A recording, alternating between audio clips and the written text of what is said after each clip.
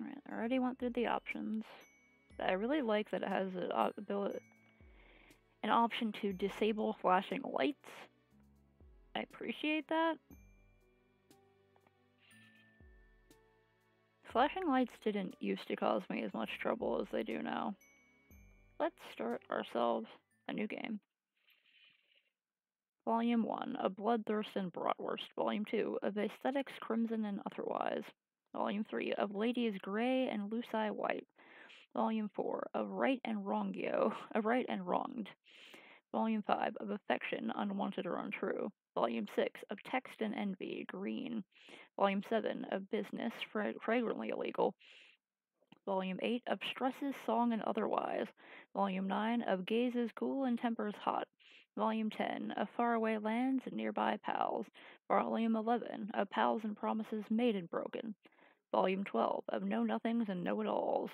Volume 13 of Fate, Fortune, and Fashion. Volume 14 of Cleanliness and Cloudliness. Volume 15 of Creatives, Conventional or Otherwise. Volume 16 of Cult and Captivation. Volume 17 of Teen and Tech, Acerbic. Volume 18 of Endings Many. And something else there. Right?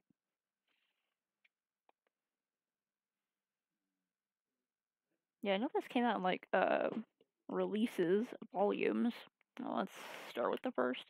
You just crash landed on a planet called Alternia and staggered from the smoldering wreckage of your ship. You are now completely alone in a strange world. Desperate for information, for provisions, and possibly a bit of medical attention. But most of all, you are desperate for friendship. Won't someone on this godforsaken rock be your buddy? Any weirdo will do, you're not that picky. Hang on. What's this now? Someone approaching? Ardata Carmia and Diamond Jikali. I love both of them? Is that a grub? Is it like a grub hot dog? Yes, someone is approaching. A strange gray-skinned alien with a cozy-looking vest. Perhaps they will make for a good friend. What's up? Oh, hang on. Sorry I didn't get a good look at you before I started talking. I guess you're really weird looking. Kind of uncomfortable about this. Your stammering reply eventually conveys that you are a lost traveler who is hungry and probably in some need of medical treatment. You're also really lonely. Wouldn't mind making a new friend right about now. Hungry, huh? I see what your game is. You aren't sure what he's talking about. Then your eyes drift toward the obvious target, that exquisite hot dog he's holding. It looks really, really good. Your mouth starts watering noticeably. Oh no. I knew it. You're just like all the rest. I know your agenda is to have me relinquish my delicacy. Well, forget it. I've been tricked out of 2 other oblong meat products this week already. I know you probably think I'm an easy mark due to my blood color, but I still have some dignity at least. You don't know anything about his blood color or why that would matter in this conversation about his hot dog. You're hungry, sure, but you didn't mean to cast a threatening gaze at his meal. All you really want to do is to make a new buddy, so you don't feel quite so alone in this strange new world. I see. You just want a friend and not my sweet meat. Sorry, I get a little paranoid when I walk around with such delicacies in public. You can't be too careful. Folks tend to get greedy, look in their eyes around my warm sausage. These are odd ways to express the things he's saying, you think, but it would be rude to point that out. Probably best to change the subject, get this blossoming friendship moving in the right direction. Ask if he lives nearby. Ask if you can have a bite of his hot dog. It looks amazing. Yeah. Or, I used to, I mean. My place was bombed by drones a while ago. Now I don't have a hive, but I'm making it work out here. Foraging for tasty things when I can. I've gotten pretty good at it. Talking people into giving me meat products, I mean. You quickly feel a sense of pity for your new friend. You thought you had it rough, crash landing here, hungry and friendless, and come to think of it, feels like your arm is broken? Your ribs too, maybe, but enough self-pity. This is about making a new great friend. You ask your friend if there's anything you can do to improve his life. Oh, wait. Are we friends now? Like, is that official? Man, I don't know. Why don't we slow it down a bit, see how things go? Not saying it's out of the question, I just think I should take some time to see if you're actually friendship material. Someone I trust, you know? Not just another looky-loo gunning for my delicacy. Oh, damn, you got out over your skis again. Of course he's right. This is totally reasonable. You feel sure you can do what it takes to win him over. You make a mental note to avoid looking at or mentioning his hot dog since it seems to be such a sensitive subject. You do everything in your power to avert your gaze from the hot dog. You are aggressively not looking at it. In fact, don't think hot dog thoughts. Don't think hot dog thoughts. It's working. You aren't thinking about hot dogs at all. It's like he isn't even holding one, and no one ever even brought up the fact that hot dogs exist. He seems to notice on some primal level your current non-hot dog mindset. He smiles. You pay closer attention to the boy's face. It's a nice smile he has, actually, very kind, disarming. A few freckles here and there, a mop of messy hair draping over his eyes. What a nice friend this would be to have, you think. He's kind of adorable, really, if you disregard a prickly attitude about his hot dog. Okay, wait a minute, you don't want to start thinking thoughts that are too friendly. You should dial this down a little, stick to the basics. You just want a cool new friend, nothing more. You should try to spark up some non-meat related conversation soon before things get awkward. You wonder about his house. It got bombed? Yeah, you know, routine drone passing through my hood. A little bombing, a little culling. That's how it goes around here. That was a lucky one. My Lucis, not so much. He's a goner. You don't know what a Lucis is, but you can deduce it was someone important to him who probably died in the bombing. Rather than overwhelm them with annoying questions about his culture, you decide the right play is to show some sympathy. Thanks. I miss him. Sometimes I think I enjoy savory bun delights as a way of covering up the pain. They're so good, though, it's hard to stop. I also favored the juicy meats before he died anyway. It's something we did together. Oh, his Lucis died. That's so sad. How do we start talking about my hot dog once more? Let's drop it, please, dude. Don't bring it up again. You didn't bring it up, but you don't want to correct him. This boy is clearly grieving. You see two faint red tears roll down his cheeks from behind the messy bangs. Your heart can't take it. You have to console this homeless boy somehow. Then he'll definitely be your friend. But what to do? A friendly pat on the back? Reassuring hug? Pat on the back? I don't want him to think that I'm going for the hot dog. You keep it simple and pat him on the back a couple times. Everything's gonna be okay. Since you're his new friend, or at least working toward earning that status, he has a new ally to help him with whatever comes his way. He wipes his tears and appears to get himself back together. Your friendly gesture worked. You're right, I shouldn't let the past get me down. In a way, I'm free. I'm off the grid. They probably think I died. No need to worry about knocks on my door because I don't have a door anymore. Maybe I can live off the land for the rest of my life, scrounging for sumptuous indulgences wherever I may find them. By rummaging through awful drums or smooth-talking the right mark. Sounds like the life, honestly. I'll miss my Lucis, but I think he would be proud of me. If I can make it without him, I can survive. If I can survive on my own, I know he would be proud. Maybe I don't even need to leave the planet. Maybe I can avoid taking the ordeals altogether. I can't test who you can't find. If I play my cards right, I can probably live to a ripe old age on this planet without getting caught. Like hiding in alleys and sewers, scraping together just enough succulent proteins to keep myself going. Honestly, I don't even need to get by that long, since I have a much shorter lifespan than most trolls. So I think I might just be able to make this work. You look confused at the last remark, but again, you don't want to be impolite. He holds up his hands as if to tell you not to bother. I can tell you're not from here. It's okay. Rust Bloods don't live a long time. The blood classes higher than me live progressively longer the higher you go up. Sea dwellers live basically forever. It's kind of crazy and seems unfair, but that's how it is. I'd be jealous of them, but I think I'm not. I'm almost grateful I don't have very long to make it in this world. I don't know what I'd do if I had longer. I'm happy to settle down to a nice short ride, keep a low profile, take in some good meat along the way. Nothing wrong with that life if you ask me.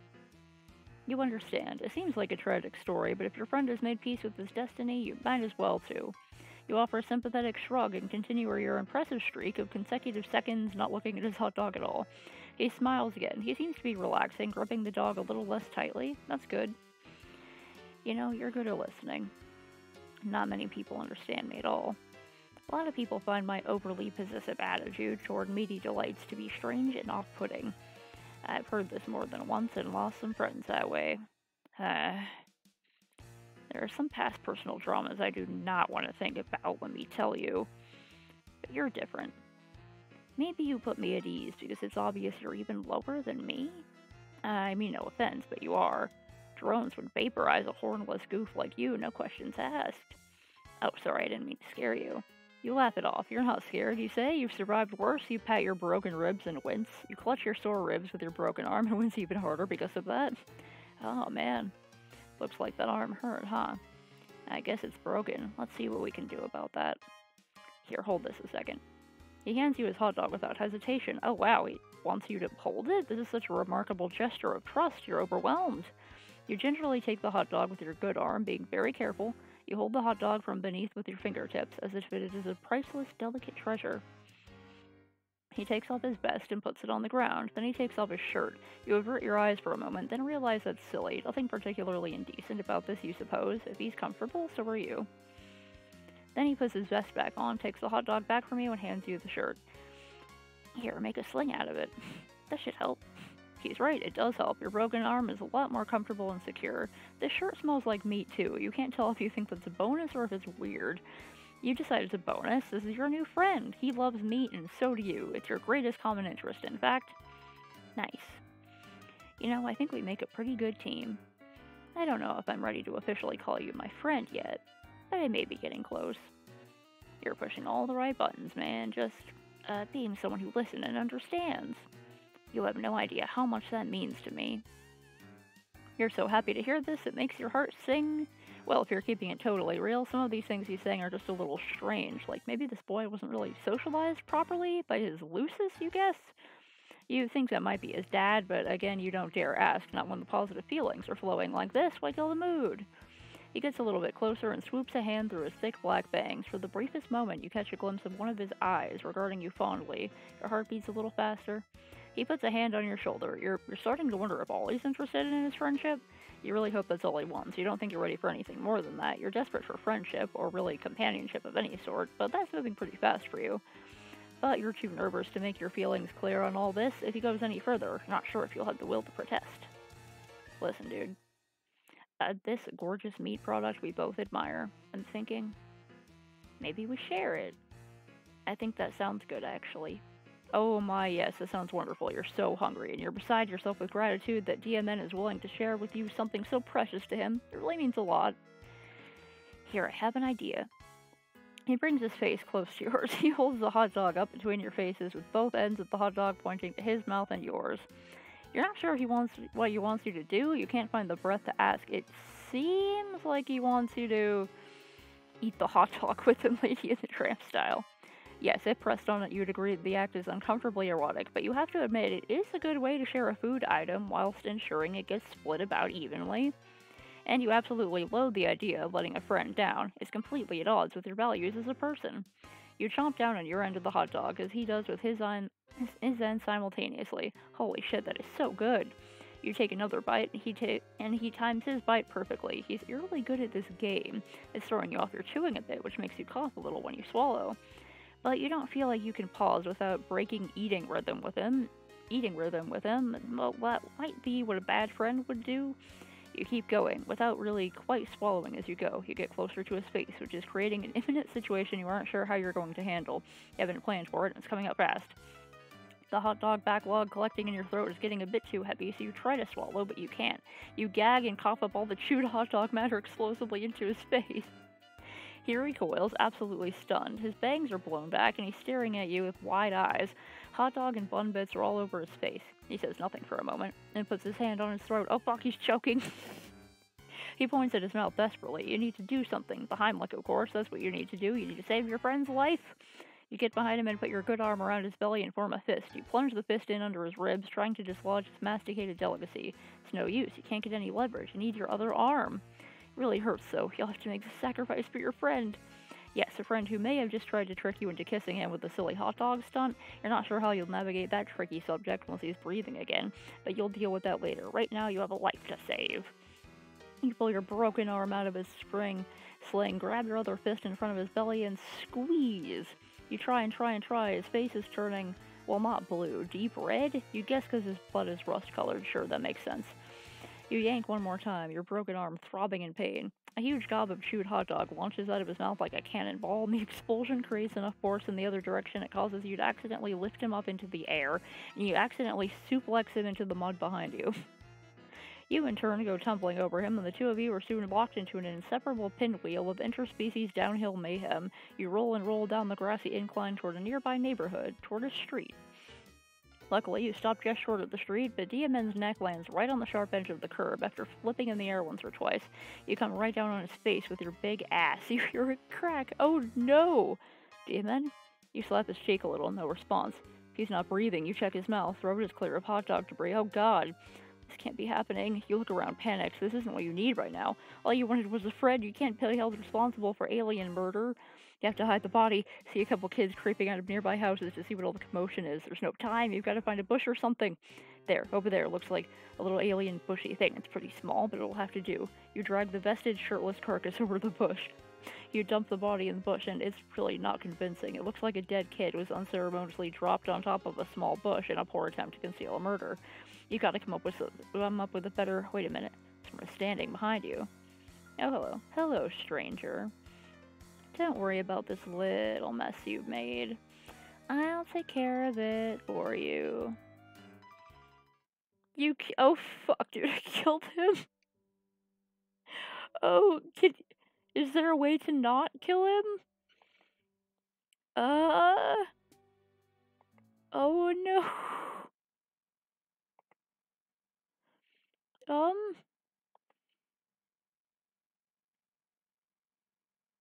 Raid friendship. Someone approach. Okay, let's go to Ardata, see if maybe it's luckier in this order. Yes, someone is approaching. A strange gray-skinned alien clad in blue. Perhaps it will make for a good friend. Dear God. Just what are you supposed to be? Your stammering reply eventually conveys that you're a lost traveler who is hungry and probably in some need of medical treatment. You're also really lonely and wouldn't mind making a new friend right about now. Oh my.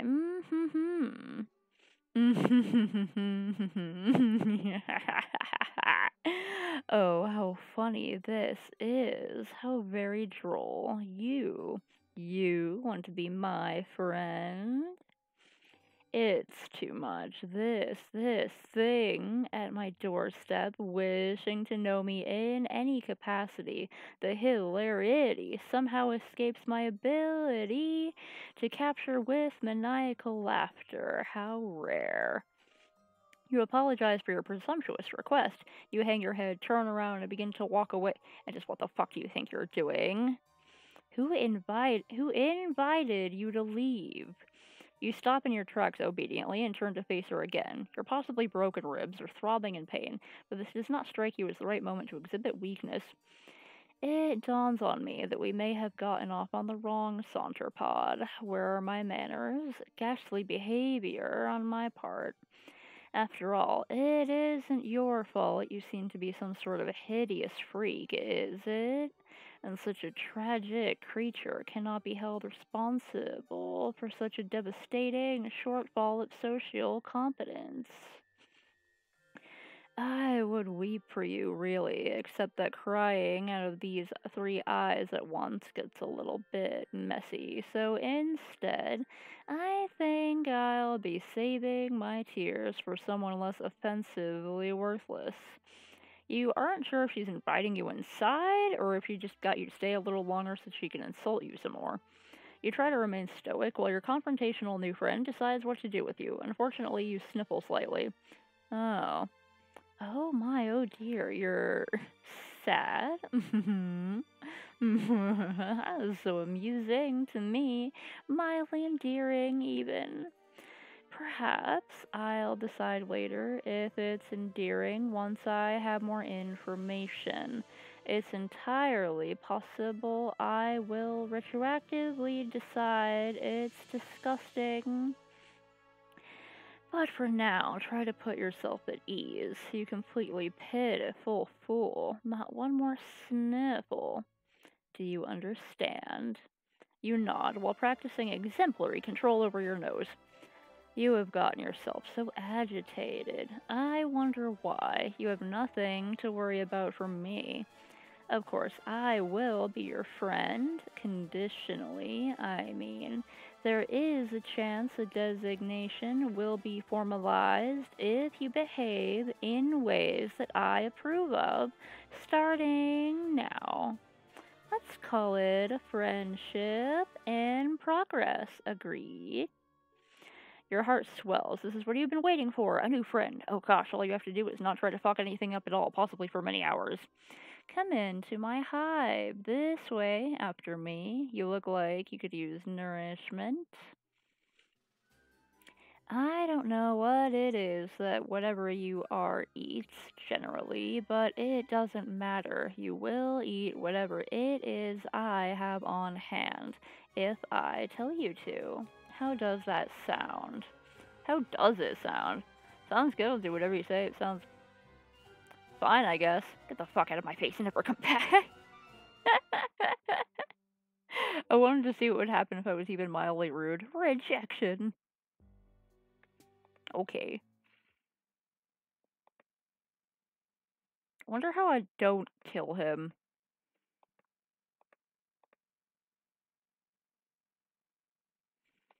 Okay, let's see how far I can get with you.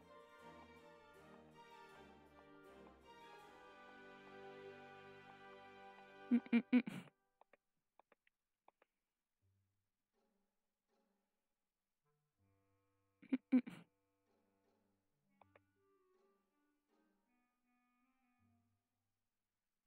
Mm.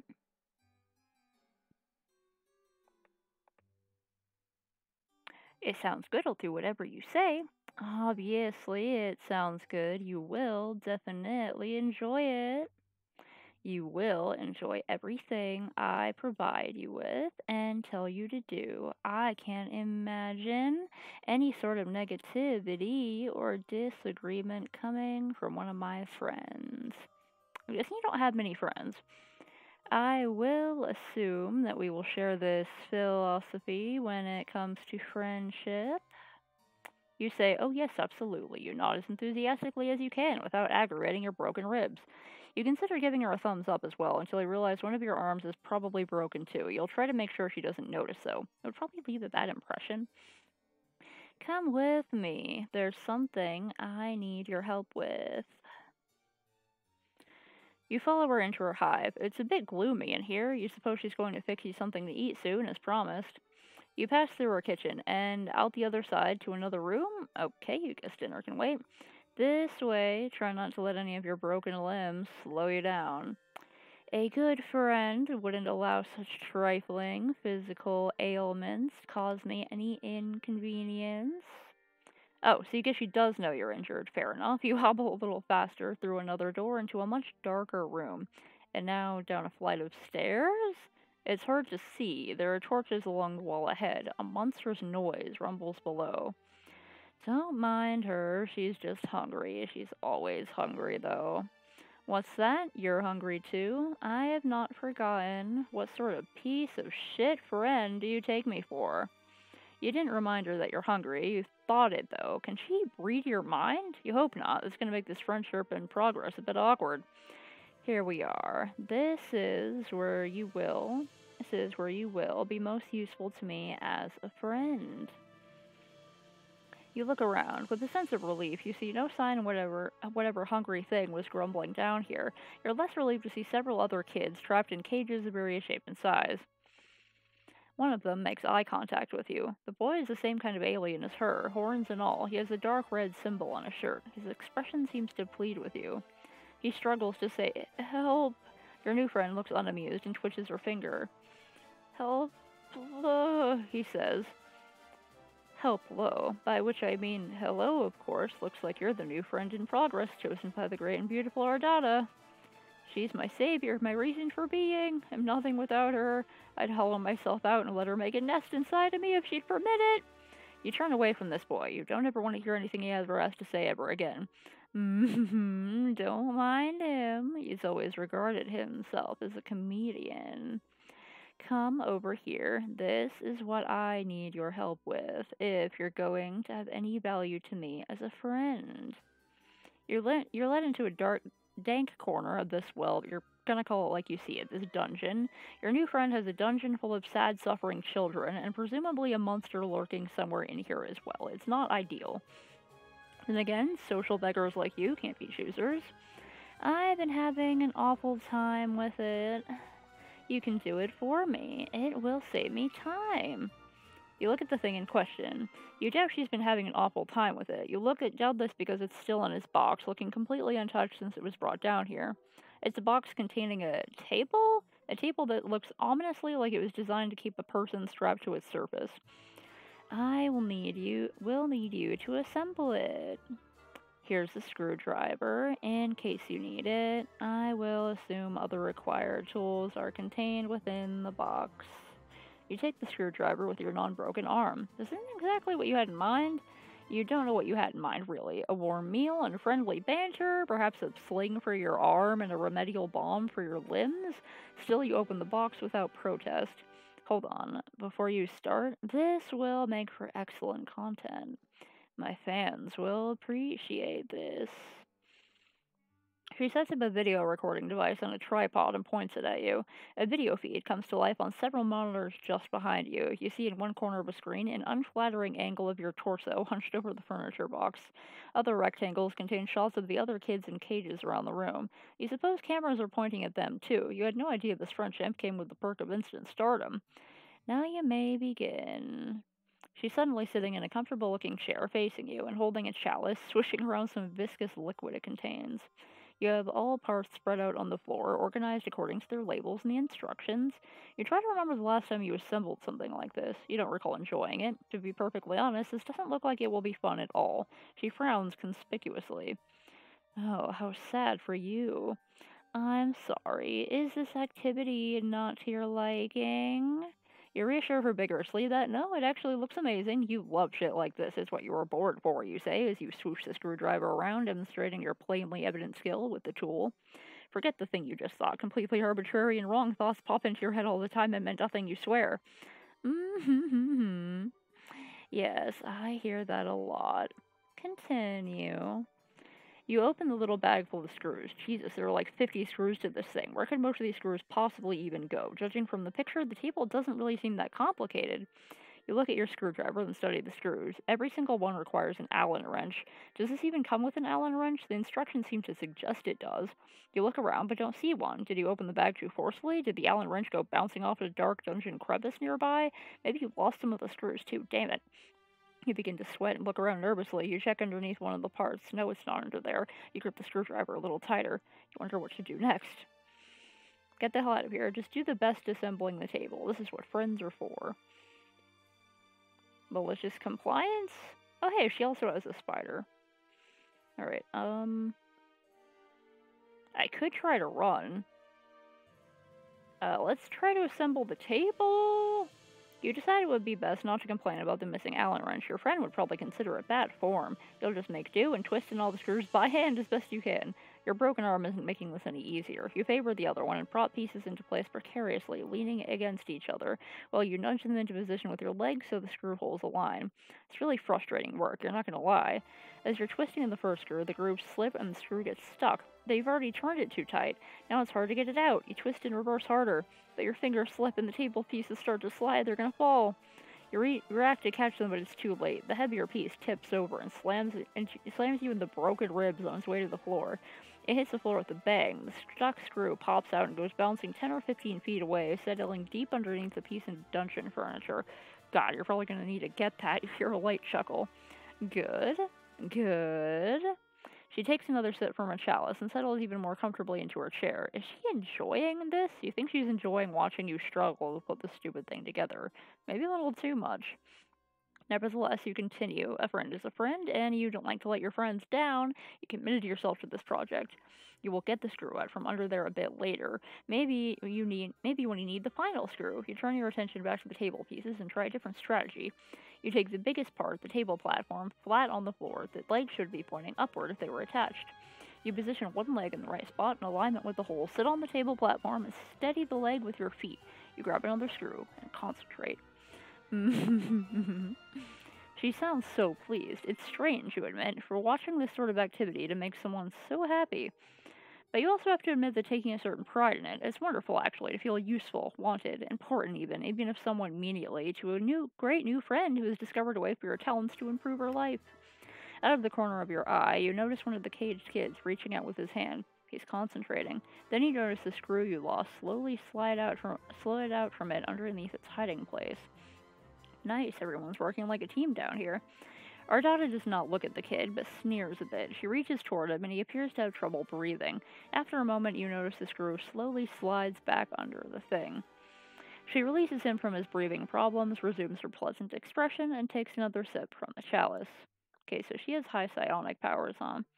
You guessed that it was against the rules. You decide to make a note of it. Your friend runs a tight ship down here. You respect that?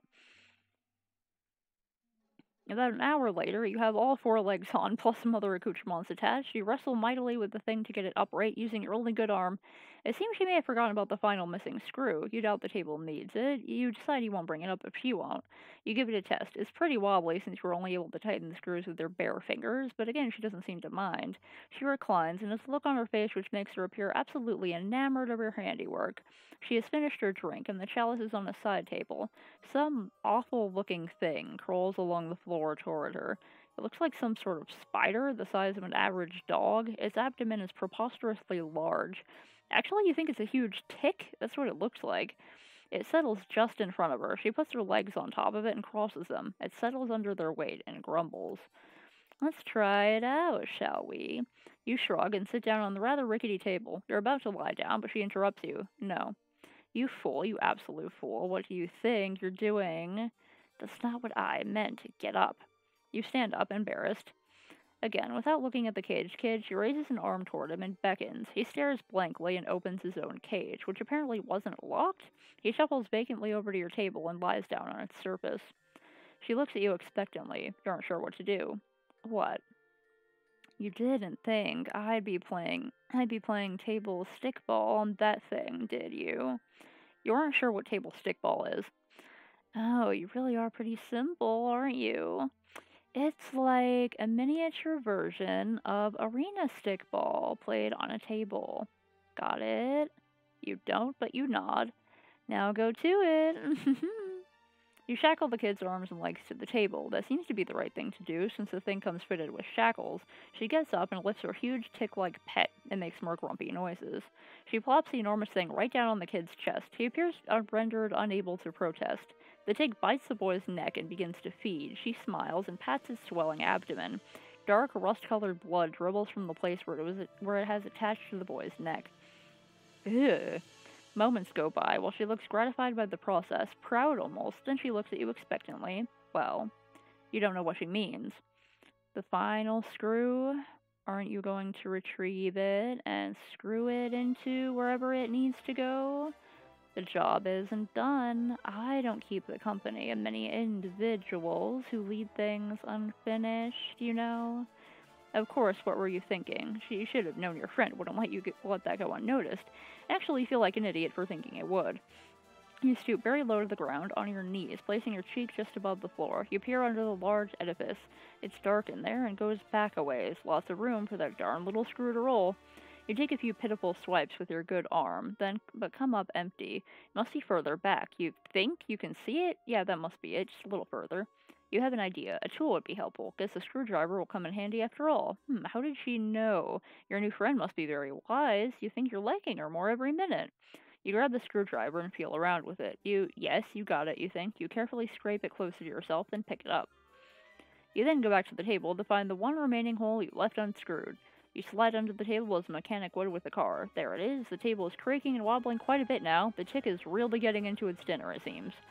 All the loose screws in the table have added up to a lot of give and leeway in the overall stability of the furnishing. Maybe the final screw will help. Ardata has returned to the setup with the monitors. She's adjusting some settings on the feed, controlling the zoom of the camera, and typing some remarks into a chat window. This is very good material today. It's not often that I can provide content of this caliber to my subscribers. Go on, complete your project. This will be very good.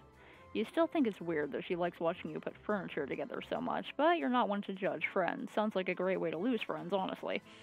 You screw in the final screw, but the stresses on the table are causing the holes to be misaligned. This won't be easy. The huge tick shifts his grotesque body above you, causing the table to creak loudly. You nervously slide halfway out from under the table to check it out. Then a loud pop, then the sound of scraping metal. 6 or 7 screws shoot out of the desk like rivets in a sinking submarine. What a piece of shit this thing is, you think a little too late. You really needed that Allen wrench. All 4 legs splay dramatically out from underneath it at once, like a baby deer on ice. The table platforms comes crashing down your lower torso, breaking your pelvis. You bellow in pain and flail to push yourself out. You forget that you're still holding the screwdriver. In your desperate flailing, you plunge the screwdriver into the fat abdomen of the tick, which begins gushing rust blood with great force, spraying your entire upper body and face. The beast starts thrashing wildly and screaming. You can't see your new friend due to the blood in your eyes, but you can't imagine she's thrilled about what's going on here. Your annihilated pelvis is in perfect agony. You have to get your miserable torso out from under the shitty table. You have an idea. Maybe you should put a content warning on this for... Hold on. Mm-mm. Mm.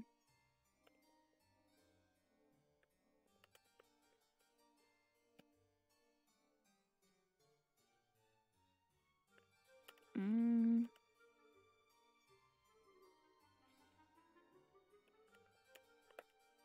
Okay.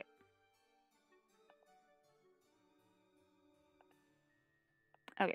With your broken arm, you start slapping the big ass of the screaming tip while yelling, "Yeehaw!" You clutch the screwdriver handle with your other hand hard. The blood-gushing monster starts kicking and rearing, then blasts off across the dungeon floor like a pig at a rodeo. You hold on for dear life, still blind, but your plan works. You've been pulled out from under the tomb you spent the last hour constructing. Your pelvis is in ruins, but at least you're free now and riding like the wind. As you and the blood-spewing tick go tearing around the room, crashing into stuff, you hear a boy crying. You guess Ardata became distracted enough by your foolish display to cease her paralyzation method on him. Or maybe distracted is the wrong word. Maybe she's disappointed by your foolishness. Oh god, you might be blowing it right now. And Tick swerves suddenly and starts running up the stairs. Ow, ow, ow. Your brittle pelvis feels every step on the way up. It careens through the rest of the hive, crashes through the front door, then comes to a sudden halt. You're catapulted violently over its backside and sail 50 yards through the air. You land on your ass and wipe the blood from your eyes. Okay, this was embarrassing, but everyone makes mistakes, right? You can still salvage this. You turn back to look at her hive. Ardata is standing in her doorway with a furious look on her face. She is flipping you off. You will not be my friend. Rejection. How could that possibly have gone any better? Maybe if I decided to run?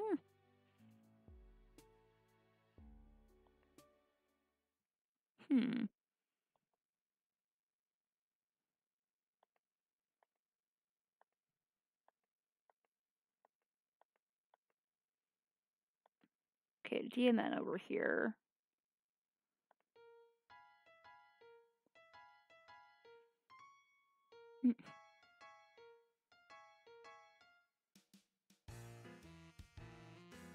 I won't take your delicacy. The only thing... He lives nearby.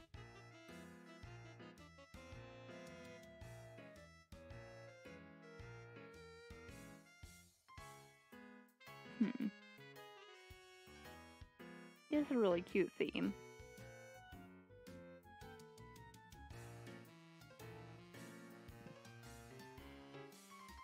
Okay, the one I didn't do before here was... Hug? You open your arms and approach him with a posture of great compassion. You furrow your brow upwardly a bit as if to say, I know how hard it is. You advance and he leans backward a little, as if caught off guard by your sympathy. Maybe you're coming on too strong, but you know there's no turning back now. You don't just throw the brakes on an imminent heartfelt hug like this. You embrace him awkwardly, and it goes well for a moment, until you realize your arm is broken and it seizes up reflexively in pain. It jostles the hot dog in his hand, and he bobbles it. You both gasp. You try to detach from the hug so you can catch the dog, but it's already on its way to the ground. In your attempt to save it, you stagger backwards and slip. The hot dog gets smushed under your big dumb ass the moment it makes contact with the ground. Demon lets out a shriek. No!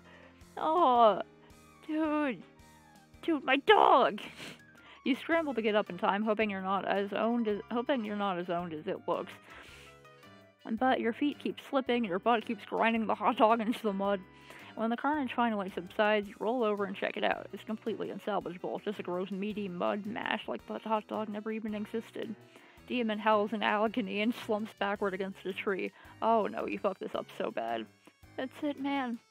I've lost everything. I'm not sure what the point of even living anymore. You're absolutely mortified by your clumsiness and foolishness. You have the feeling you'll be thinking about this moment for years to come, during those insecure moments when your mind seems to be looking for any excuse to make yourself cringe with self-doubt and shame. Still, you can't help but feel this guy is being a little unreasonable. It's just one hot dog. There are probably plenty more of those to come by for those who know where to look in this strange world. He himself said he makes a habit of enjoying these, so they can't be all that uncommon. Maybe he just has an unusual psychological disorder surrounding a fixation of this particular food item? Yes, that could be it, the poor guy. This just means he needs your support as a friend all the more. You won't give up on your friends, or for that matter, people who you're trying desperately to become friends with. It just isn't who you are as a person. You have an idea. You run it by him with a sense of optimism and salesmanship. The past is behind you. There is no need to wallow in self-incrimination and guilt over the hot dog incident. Demon perks up a little. You want to help me get another hot dog? Absolutely. It could be a fun adventure, you say. Something to bond over, to bring two new buddies closer together. Okay, you don't say that out loud, but you really hope it's true. I don't know. It could be a long shot. Sometimes it can be days before I'm united with another plump treat. Glistening with perspiration.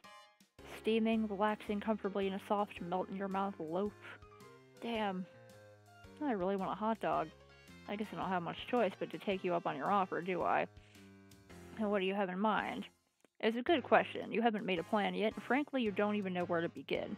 But he's interested in spending more time with you, which is the most important thing. You'll figure something out. You decide, yes, display of competence is called for here, a real show of leadership to improve morale. You smile, hold your head up high, and tell him to follow you. You know exactly what to do. Well, not really, but you give no indication of that at all. He's definitely intrigued. You've got him hooked now, you think? He's probably wondering if he hit pay dirt, finding a new friend with the hot dog hookup. Of course, you don't have the slightest idea where to find a hot dog, but you've got to admit, you're enjoying the feeling of being important and valued by a potential friend. You don't want to do anything underhanded, yet you can't help but feel you should probably milk the social gambit for all it's worth. This way, you say, as you begin marching confidently in a random direction. He obediently follows and begins rubbing his tummy. You begin to feel nervous almost immediately. You have absolutely no idea how this is going to play out, or if it stands any chance of resulting in a hot dog at the end of the journey. Oh well, you'll figure something out along the way. You lead him through the streets and winding through the yards of strange-looking houses, and he follows. He takes care to make sure you both are not seen, which could get you both into trouble, apparently. The improvised circuitous route appears to provoke his suspicion. Dude, are you sure you know where a dog is? It seems like maybe you're lost. Oh, absolutely. You're absolutely sure you know where to find one, you say. You're just throwing anyone off the trail who might have been following you. He nods solemnly as if that makes perfect sense. Huh.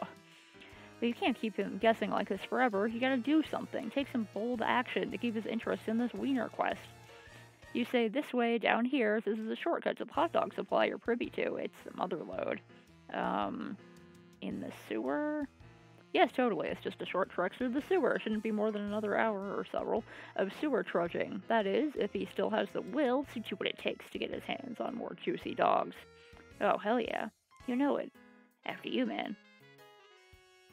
An hour later, you're so deep in the sewer you've lost all bearings and sense of direction. You could be anywhere by now. You've taken so many crazy turns. Still, you don't let up for a second that you're lost. You've made each turn with decisive conviction. He's still following you, but now he's having trouble keeping up. He's out of breath and struggling with the foul smell. Can't say you're enjoying it much either, but you can't let on to the fact that what you're doing now is anything other than the most casual routine for you. Like you do this every day, just a quick jaunt through the sewer to hit up this vast mythical trove of meat products. Okay, when you put it that way, maybe this all sounds a bit insane. Still, you're in too deep to second guess yourself now. Hey, I gotta stop and rest. I can't lie, I'm starving for heavenly frankfurter. This might be too much for me. I don't think I'm cut out for this.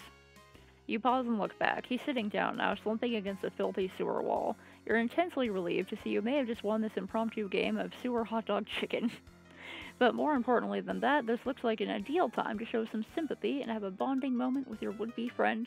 You sit next to him with your broken arm, put a hand on his knee in a platonic but deeply understanding way. Ah, wait, heck. No.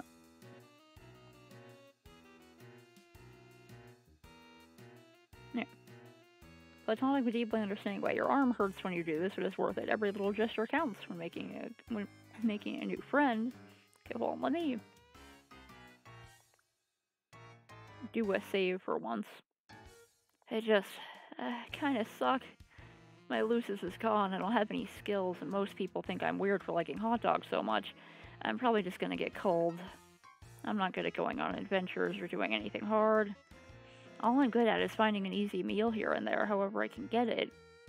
I like talking people out of their fine sausages using tricks or other plays which end up losing me friends. It's been unthinkable that anyone would actually do anything nice for me or want me to have that sweet, sweet meat I desire. At least it was unthinkable, until now. Your heart begins to race. Could it be? Is this shitty improvised sewer escapade actually working? You can't believe it. Nobody's ever done so much or worked so hard to try to get my hands on another magnificent banger. Sorry for being emotional, but this is new for me. I don't know how to handle it. I'm just so grateful. I'd be thrilled to call you a friend, man. Whatever you are. You're overjoyed, unbelievable. It's almost too good to be true. What now? It's such a sudden turn of good fortune. You hardly know what to do. Should you hug the guy? Last time that didn't go so well, but this time he's not holding a hot dog for you to clumsily defile, so maybe this is your moment. Wait. What's that? A deep rumbling sound begins to echo through the tunnels. Oh shit. They found us. Is a drone dude, I guess, on sewer duty? We gotta run. He gets up, grabs your hand, and sprints. He's a lot faster than he looks when motivated to get moving. He turns this way and that as the rumbling gets closer. But he slips on something and you both tumble into a river of horrific sludge. Ew. Bro, I can't swim, help! Your bad arm finds purchase on the ledge, and though it's very painful, you heroically salvage your friend from the muck with the other arm. He coughs and gasps for breath. You find a nearby ladder, shove him upward until he starts climbing on his own, and follow him. You burst through a lid on the floor, and you both slip out of the hole, drenched in filth, smelling horrible, and completely exhausted. But at least you're safe, you think? Hey, man. I just want you to know that even though we didn't find the glorious treasure you were leading us to, I'm happy how it all turned out. Maybe I don't need hot dogs in my life as much as I thought. Maybe that's not the real treasure after all. It's been a journey for me, let me tell you. I'm learning so much about myself, about life. Because of you. His bushy hair is slicked back from his eyes due to the sludge. He's giving you a penetrating, soulful gaze, or presumably pure friendship. Or is it even deeper than that? Wow, this is intense. Then something catches your eye just above him. Something dangling. Lots of dangling things, actually. Come to think of it, it's really cold in here. Freezing, in fact. You finally realize, holy shit, you're in a weird alien meat locker. You're absolutely surrounded by dangling meat products, including many sausages. Thousands of them. You begin to sob. Your sobbing soon turns to unrestrained wailing of raw catharsis. He joins you, and the tears flow freely from you both. You embrace each other, and you let it all out. Suddenly it hits you, both of you. This is by far the happiest day of your life. Meat heaven. Oh my god, we found meat heaven. Did we get to steal all the meats and eat them? And cook them? Did we? Yay! Meat heaven. You discovered the simple joy of savory bun delights. Okay, I guess we gotta try to deal with our Dada again.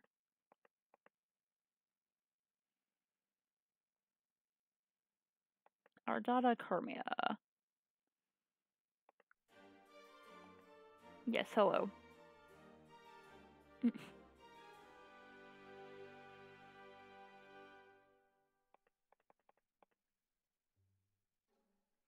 Give me an option so I can make a different one.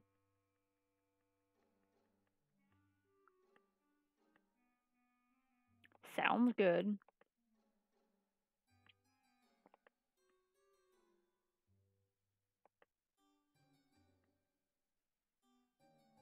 No, oh my god, the handles are little horns. She probably snapped those off of someone else's head.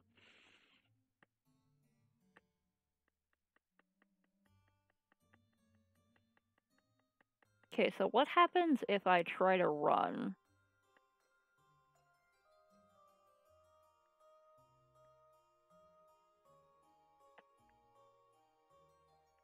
Oh, she got pictures of herself up on the wall.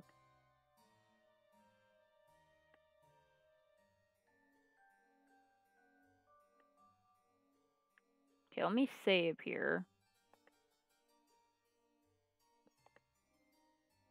Run.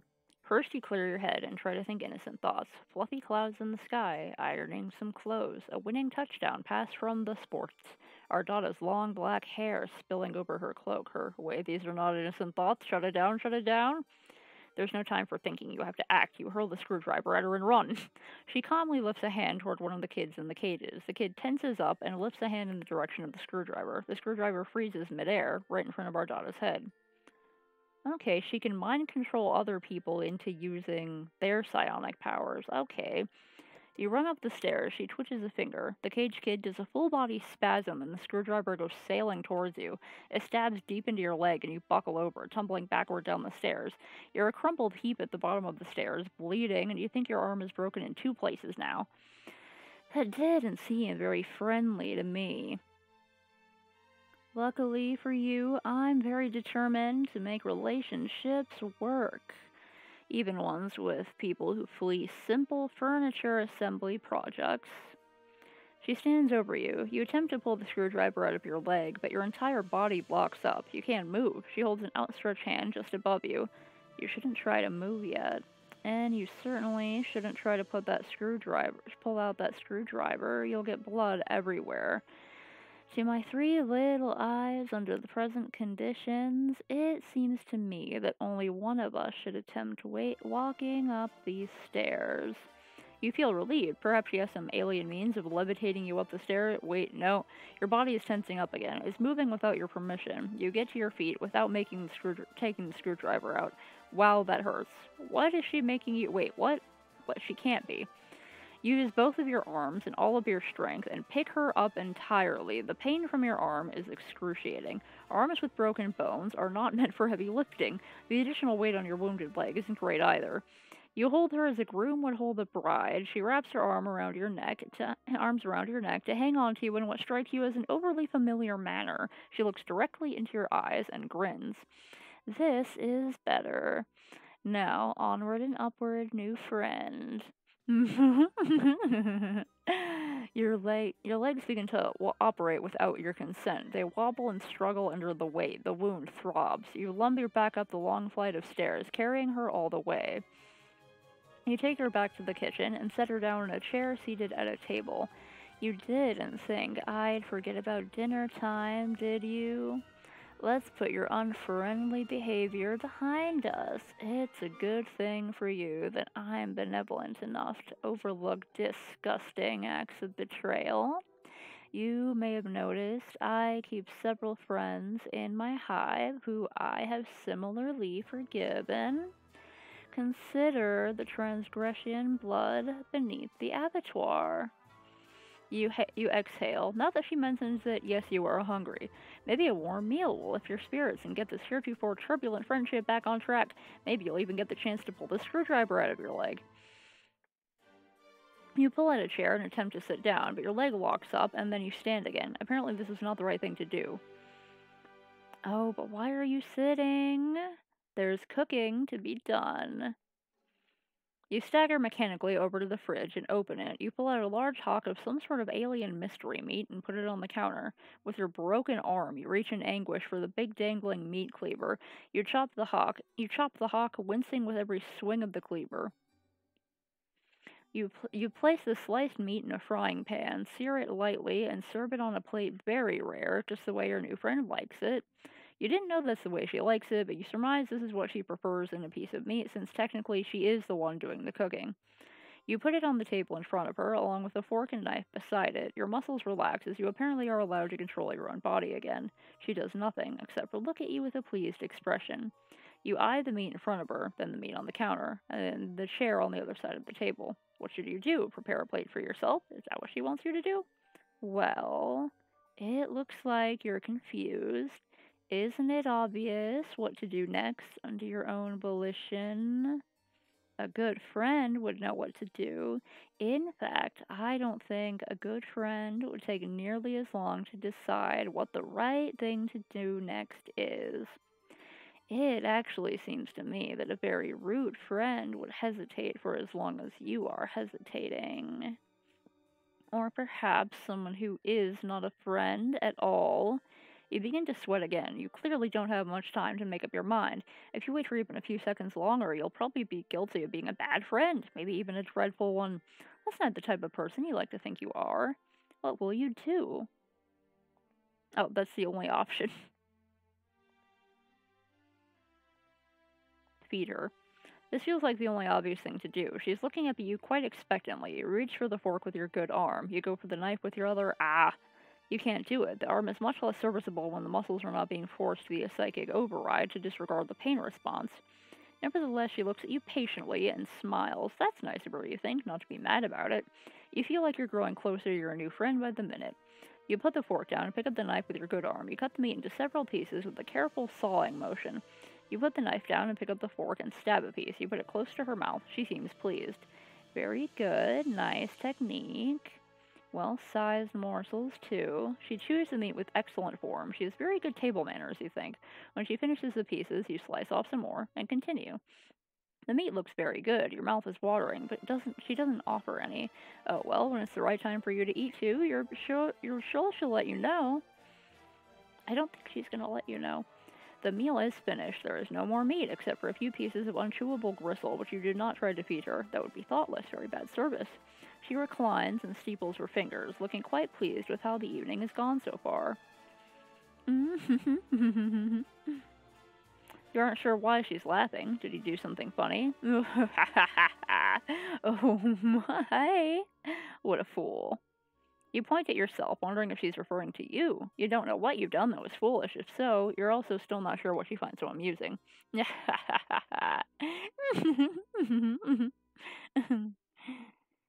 She pauses her laughter for a minute or two, then slowly begins to frown. A faint blue tear rolls down her cheek from her bottom eye. The truth is, I don't even know why I'm laughing. This isn't very funny, what's happening here. It was a good dinner. You did a good job, whoever you are. She puts her face in both of her hands and sobs quietly. You have no idea what to do about this. You stand there, still holding the fork, feeling a bit useless. There is a lot of pressure, you know. Being so respected and admired for your high status in this world. I didn't ask for this to be so superior to so many. Much is expected of you, much is presumed about what your personality will be before you even develop one. You work hard and build a brand based only on what you think people assume you should be like. Sometimes I wonder, am I even that good at being sinister? Could I be more sinister if I tried harder? Maybe this is not my true calling after all. You begin to offer words of sympathy. This all seems heartbreaking to you, your poor new friend, but your jaw muscles contract and your mouth shuts involuntarily. You guess it's not your turn to speak yet? Okay, that works for you. You like to be a good listener to your friends. But what would happen if I changed my brand? If I stopped being so sinister online? My friends and followers will deride and reject me, and my superiors will eat me alive. If I show weakness, if I scale back on my bloodthirsty content, Will I incur the scorn of a wise-ass clown with 100 million subscribers? Will I be in a cage someday listening to a fucking fool honk his horns for likes? No, I must persist. How lonely it is to know this is all I can do until the day I leave this planet. I have no material or sensory comforts left for me here. Until I can get on a ship and fly away, pain is my only solace. Your hand holding the fork grips it tighter. You're horrified to realize what it is in the process of doing. You bring it down hard on her hand, which is placed flat on the table. She doesn't flinch or react in any way. 3 trails of cerulean blood flow from the tines where they pierce her skin. That wasn't friendly, you think? But then you weren't the one who did it, were you? You're so confused. My subscribers are not real friends. They adore me only for my sinister content, the show I provide, my wicked, infectious laughter. I get jealous of them sometimes because they also get to watch my content. It must be thrilling, I think, but maybe. I'm just jealous of them because they get to be people who aren't me. This is fucking deep. I know. Apologies if you cannot relate. She pulls the fork out of her hand and lays it gently on the plate of gristle you didn't feed her. The people downstairs in their cages aren't my friends either. They act like they're my friends, though, and sometimes I even believe it. But they don't really want to be friends with me. Nobody does. The only person who has ever really wanted to be my friend, who's ever tried to be, is you. You clear your throat and point to yourself innocently. That's it. I've decided. You have passed the test. You will become my friend officially. As such, I think a reward is in order. You're overjoyed. Your heart starts racing. You can't believe it. A new real friend. But you don't have much time to enjoy this achievement. Your body is doing something again. You bend down in a strained motion and pick up the plate and fork. You position the plate over your wide open mouth and scrape in all the remaining gristle and begin chewing. It is virtually inedible. Your mouth humors the act of chewing for 2 seconds, and then you swallow all of it whole at one painful gulp. Tastes like friendship. What the fuck? Honestly, very, very true to the canon of the series. Friendship. Oh my god. Yeah, you found out that being a cerulean blood is hard and nobody understands. Okay, I think I can do a couple more. Volume 2 of Aesthetics, Crimson and Otherwise. I'm gonna take a sip of my tea. I'm talking a lot. Although this is Homestuck Universe, I should expect to have to read a lot. You stumble through the streets of a strange alien world. Along the way, you've had some laughs, embarrassing missteps, and maybe even an encounter with alien meat products. You don't really want to get into it. What you do want to get into is friendship. An entire planet of endless friend opportunities await you. Honestly, at this point, you'd make friends with one of those weird purple bushes. You're not picky. Wait, you see something in the distance, or perhaps someone. Amicia Erden. Siraba Hermod.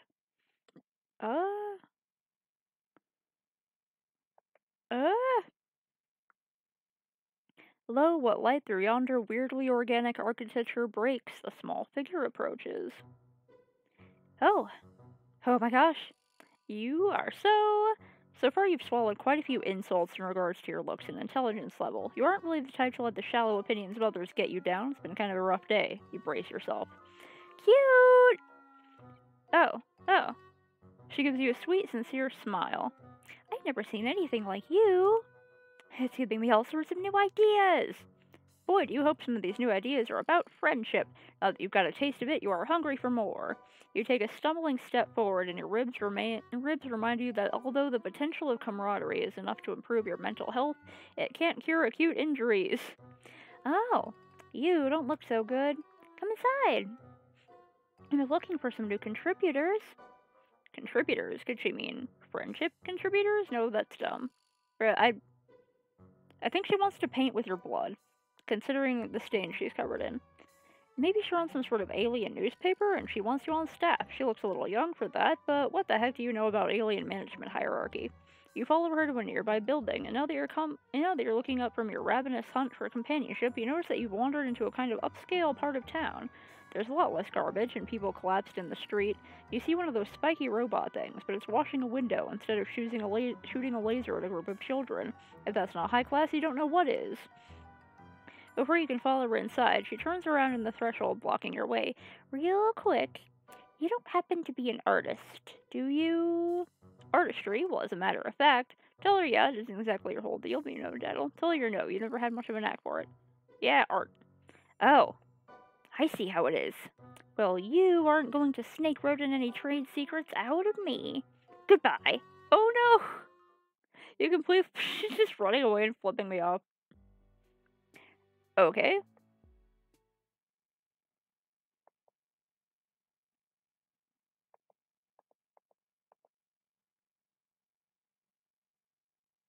Let us try again.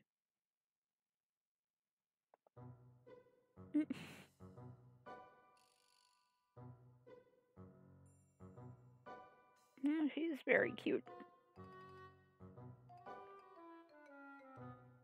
Never had much of a knack for it. Oh, good. Friendships between artists can be so fraught. Much better to just keep things between artists and art appreciators. That way no one can get jealous. The girl's smile widens even further, and you feel an unbelievable rush of joy. Have you finally found someone who isn't a total fucking maniac? I doubt it. And she brought up friendship without you having to mention it at all. It puts a spring in your step, or as much of a spring as possible, with a broken arm and a misaligned torso. Amicia leads you into an elevator with buttons labeled in spiky letters which make absolutely no sense to you. You realize that probably nothing is ever going to make sense to you again. That's okay, your hierarchy of needs has adjusted recently. Your new friend, you are jumping the gun with this descriptor, but you're feeling seriously good about this encounter, stands in the corner of the elevator, wringing her claws. I wish I'd known I was going to have company. I would have cleaned up a little. It's been a while since I've met anyone new. You assure her that whatever disaster her house is, it can't be any worse than some other places you've seen here. I can assure you it's going to be full of dead trolls. Although you kind of get what she means. She's wearing an artist smock that's covered in splashes of paint. Actually, it doesn't really look like paint, but it couldn't be anything else, could it? It's every color of the rain. It's blood. The elevator door slides open and you step into a space that you are relieved to find is totally recognizable.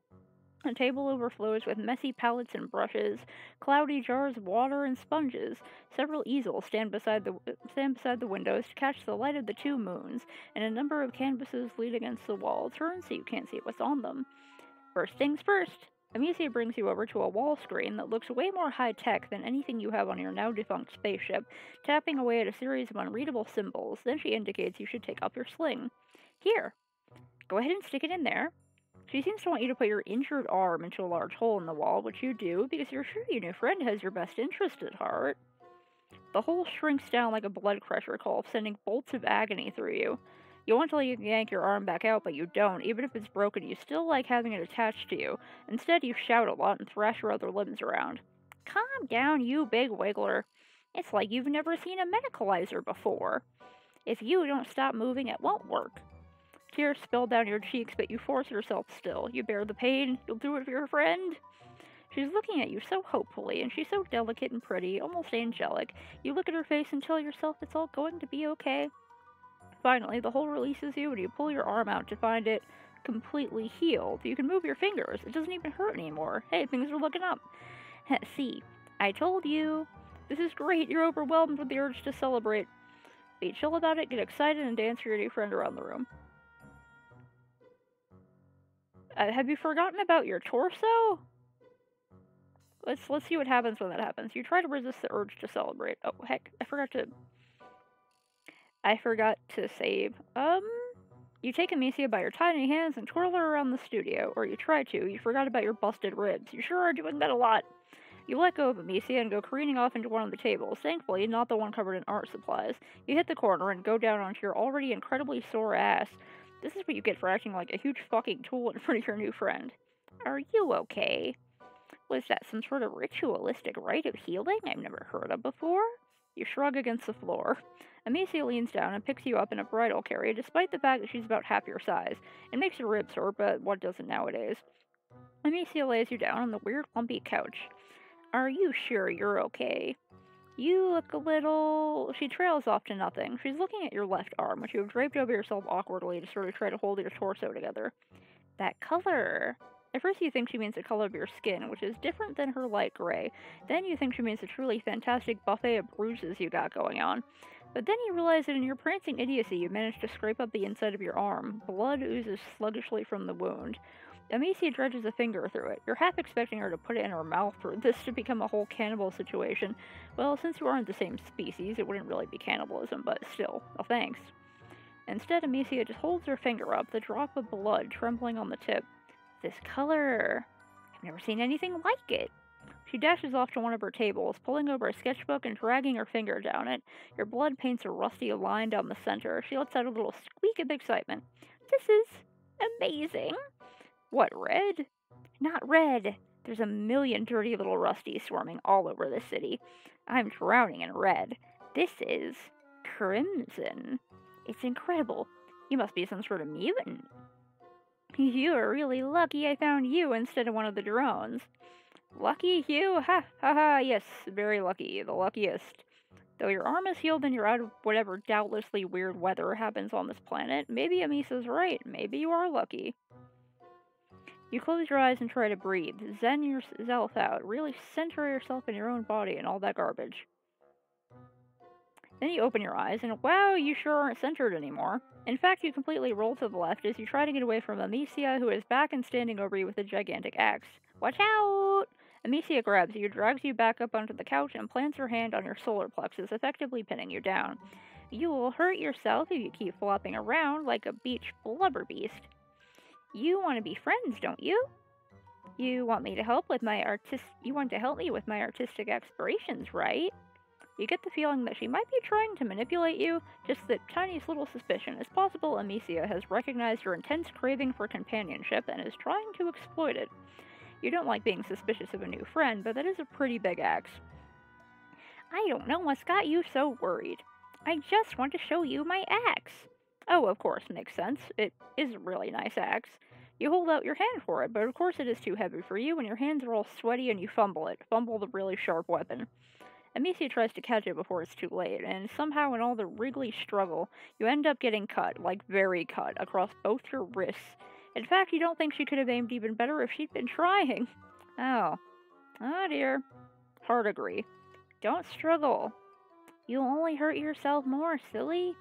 You don't want to do that, do you? No, you definitely don't want to do that. Not after what a butterfinger has you've proven to be.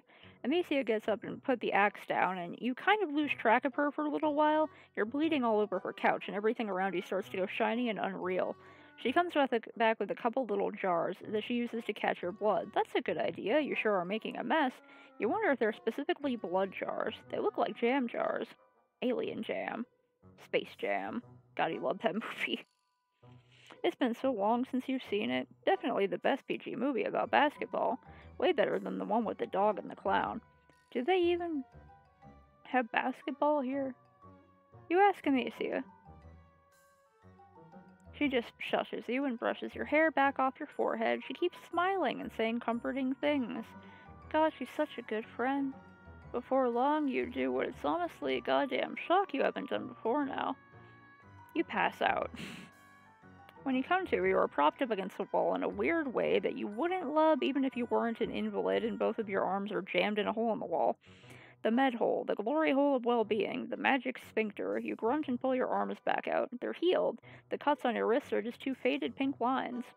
You take a step away from the wall and immediately hit the ground. You may not be actively dying anymore, but you did just lose like half the blood in your body. Gosh, you're tired. A little giggle makes you turn around, or roll over since you're still on the floor, and probably not getting up anytime soon. It's fine, you've met worse floors in your life. Amicia is sitting at one of her easels, her hair pulled back beneath a scarf, and a little round glasses perched on her nose. A jar of your blood sits next to her, and as you watch, she dips a brush in. I'm glad you're awake. I was a little worried I'd actually killed you back there. She laughs and you laugh along with her. It's very funny. Actually, everything is funny right now. It's probably the blood loss. You ask her what she's painting. You, of course. You inspired me. Well, right now it just looks like a bunch of red squiggles and some lines, but she only just got started. She's warming up. She sits there on her stool, looking at her palette and chewing on her lips thoughtfully. She looks somewhat nervous. Actually, I want to show you something. Something I've never shown anyone else. She leaps up from her stool and crosses the studio. You roll to your other side to keep her in your line of sight. You really hope she isn't getting another Space Jam jar. She starts turning around the canvases one by one. They're all blank, except for one, which has a little... Wait, no, that's just a shadow. Every single one of them is blank. You aren't sure you understand. You ask her if these are all just new canvases she has not gotten the chance to paint on yet. Amicia sighs. No, I've had them forever. I'm just not a real painter. There, I said it. She buries her face in her hands, talking from between her fingers. I'm really good at all the other parts. The materials in the studio. I even make all my own paints. I just can never do the actual sitting down and doing art part. She just looks so despondent. You wish you could do something, but you don't really know that much about art, and you probably can't stand up yet. You tell her that she looks like she's moving in the right direction, at least. You don't even have a studio or any brushes or stuff like that. Of course, you have no aspirations to being a painter, but you leave that part out. That's just it. I feel inspired for the first time ever. I think it has to be your messed up, disgusting mutant blood. There's really no other explanation. She takes a knee beside you, picking up one of your limp hands with hers. They're cold, like she's been pressing them to a glass window in winter. Usually, I just finish off my contributors quickly. I don't have time to deal with a bunch of injured lowbloods moaning around my studio. But I couldn't just use your blood up all at once. You're far too special for that. You gaze at Amicia. A mist has descended over your vision, and it isn't even the mist of imminent death. I have to keep this precious blood safe. I think you might be my muse. You will never escape. What is the lumpy couch? The lumpy couch, is that just other bodies? You inspired a struggling artist. Hold on.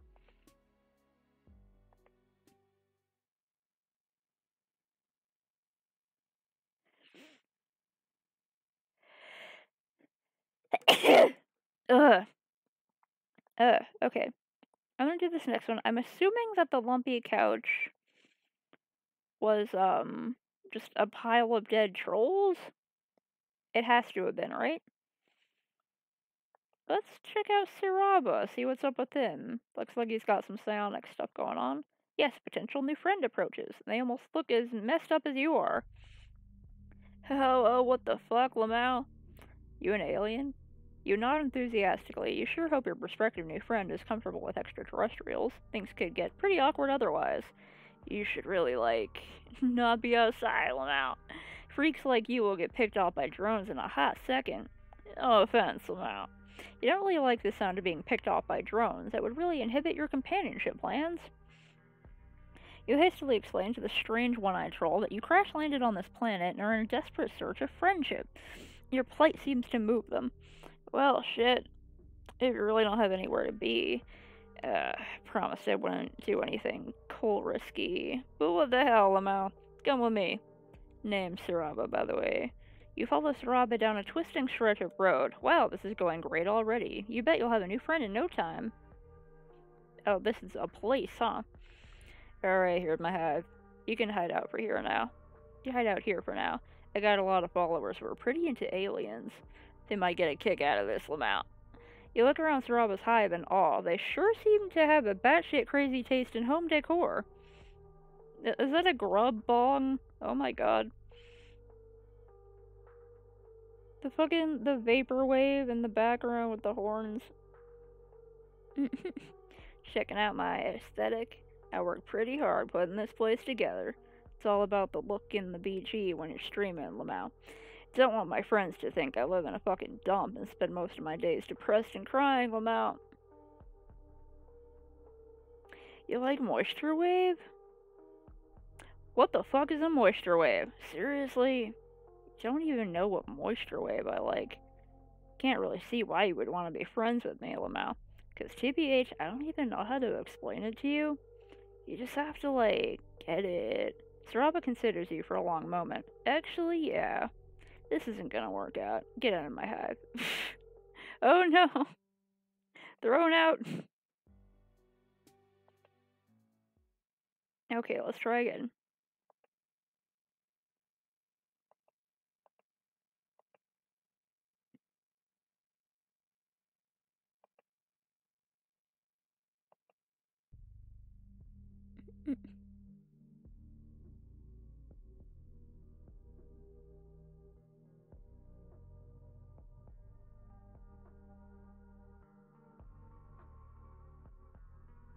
Got some great talk spreads. Oh yeah, I love it. You have no idea what the hell a moisture wave is, but you don't want to offend your new friend. You tell them you love it. Word. I'm actually streaming some chill beats as we speak. Check it. They gesture toward their strangely bulbous alien computer. On the screen is a GrubTube channel, lo-fi aesthetic incubated beats. Wow, they sure have a lot of subscribers. You asked them if they drew that very nice anime girl they're using as a splash art. Nah, I just ripped it off some Eastern Alternian movie and recolored it to look like me. Fucking nailed it, Lamau. You nod vigorously. This is very impressive. Yeah, I'm kind of a big fucking deal online. I built up my own streaming empire. Worked my ass off, Lamau. Nursed these beats to health from tragically ill sample loops. It's not all fun and games, though. The life of a popular online guy. Can't even imagine the hardships I've gone through. All in the name of lo-fi chill hop aesthetic moisture wave beats. That shit keeps me up at night. Saraba looks into the middle distance pensively, their one eye filled with poignant emotion. You never knew the life of a streamer could be so vaguely filled with torment, you're moved to cry a single tear. Yeah, you get it. You're really vibing on my emotional frequency, my dude. You know you just gotta suffer for popularity. You nod enthusiastically. You don't think you've ever been particularly popular, but you're very good at suffering. This is going great. I wish I could say more.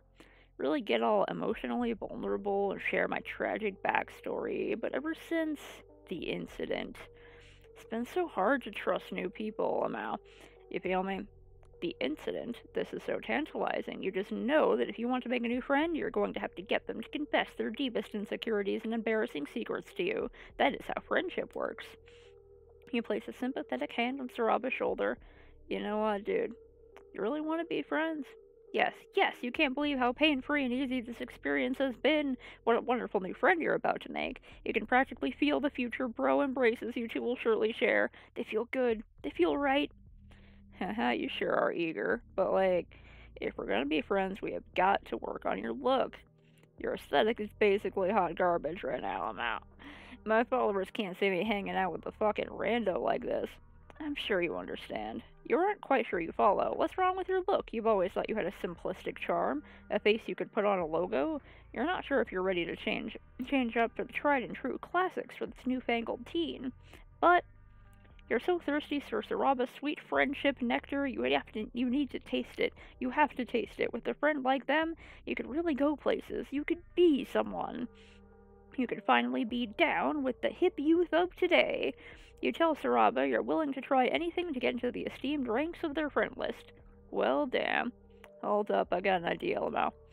Follow me. Saraba leads you up the winding stairs of their hive. Lining the walls are pictures of Saraba in strange poses in several different locations. They are surrounded by a few trolls you don't recognize in similar silly fashions.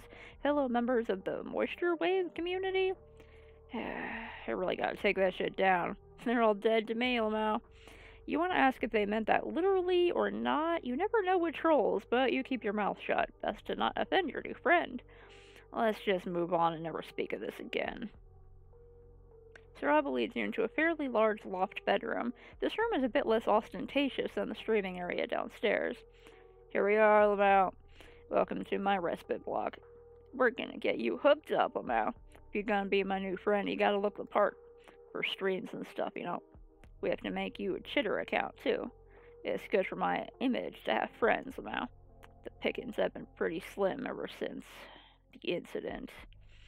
On that ominous note, Saraba presses a button on the wall and a large door opens to reveal an expansive walk-in closet filled with colorful accessories and clothes. It looks like a regular batshit neon shirt-pocalypse. Well, have at it. Unless you want me to help you pick out a look, Lamau.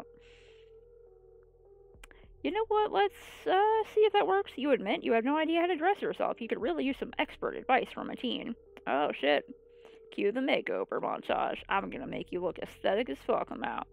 You stand in the center of Saraba's closet for a good hour as they go back and forth between various fashion items. Man, this troll is really indecisive. You think you're gonna go blind from all the neon in here.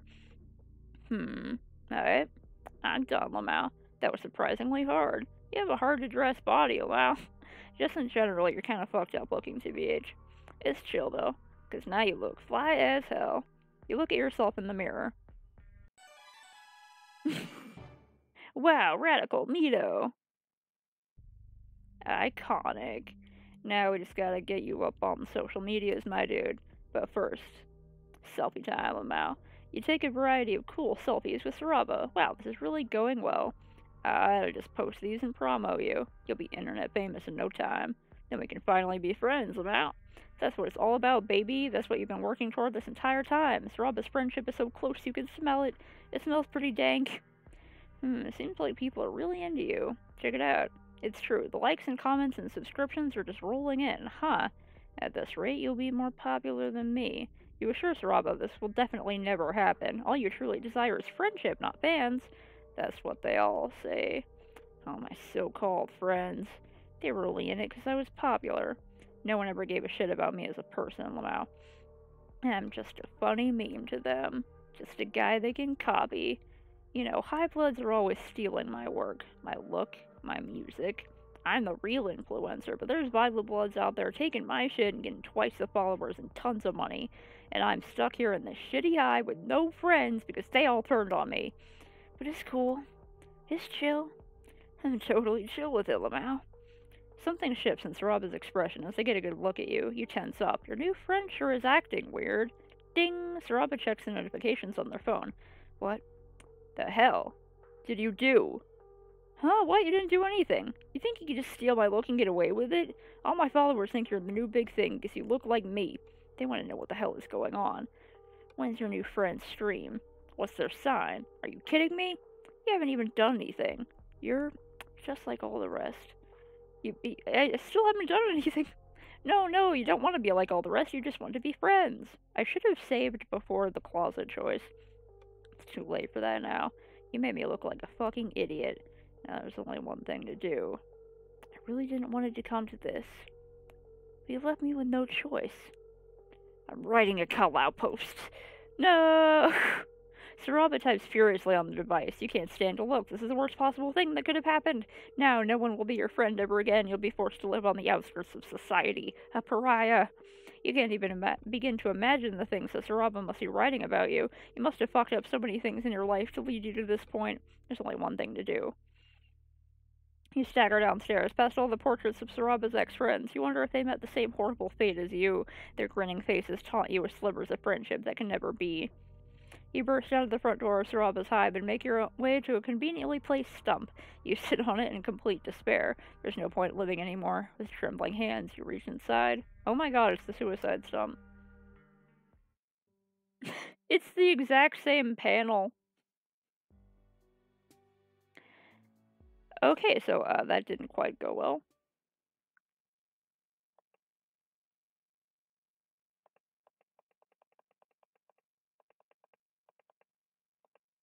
Okay, I should have saved before the closet choice, but...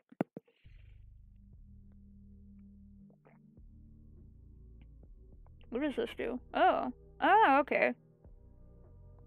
Oh.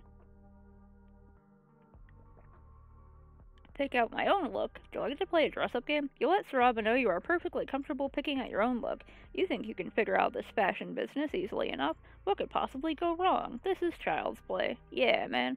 Fashion is just all about, like, what you're feeling. And also what's trending, but you know.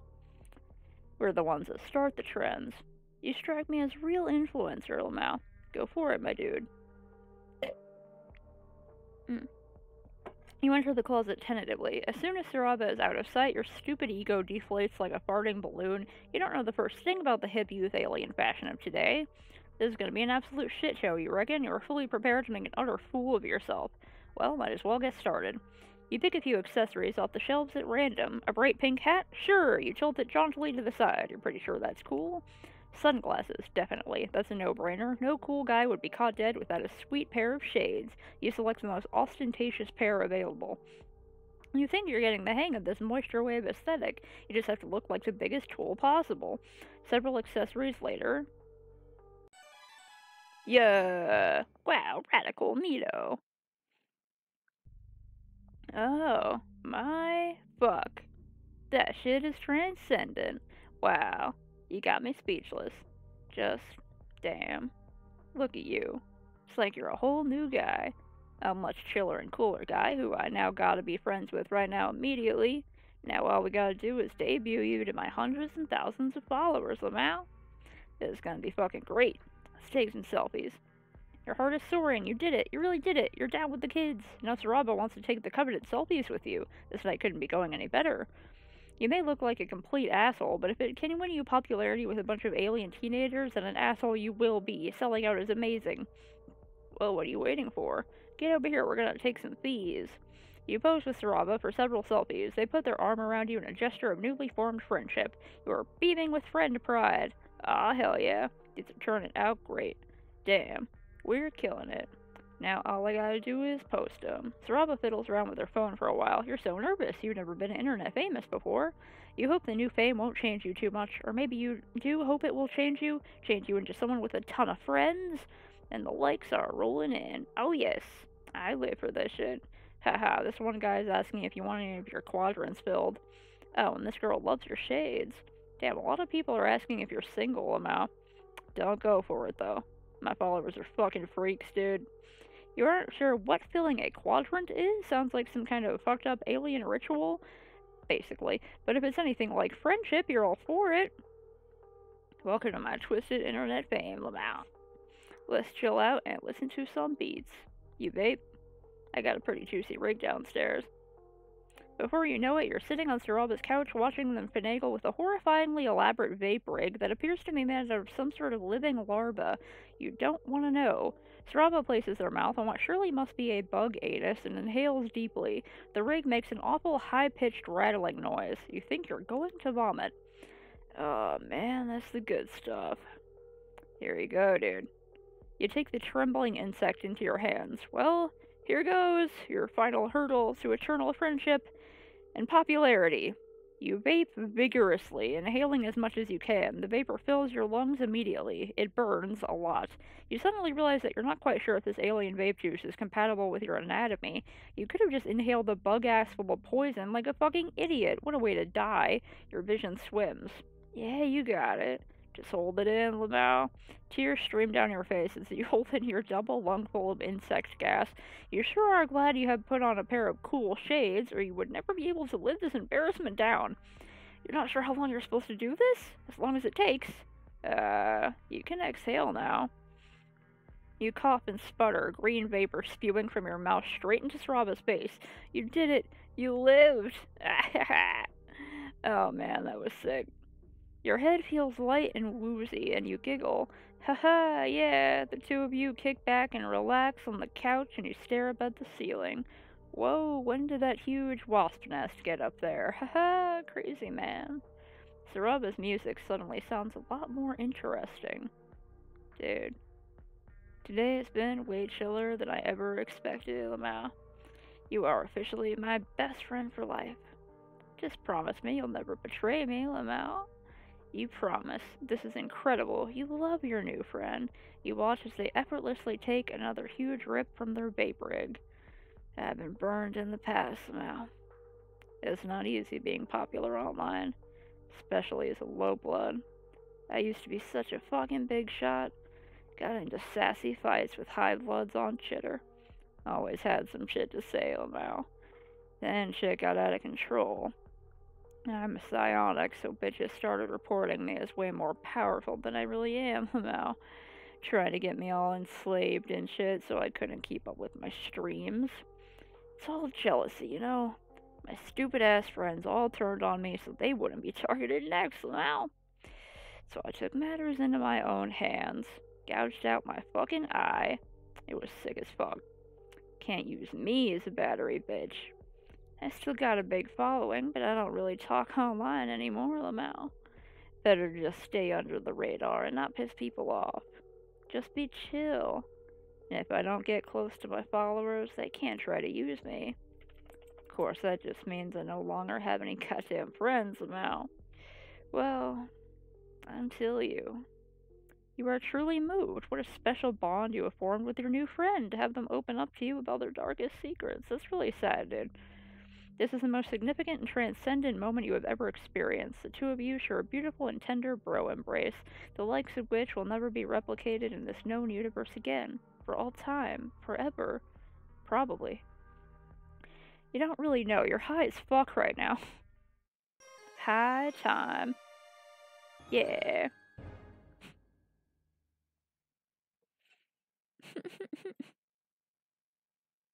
Beautiful.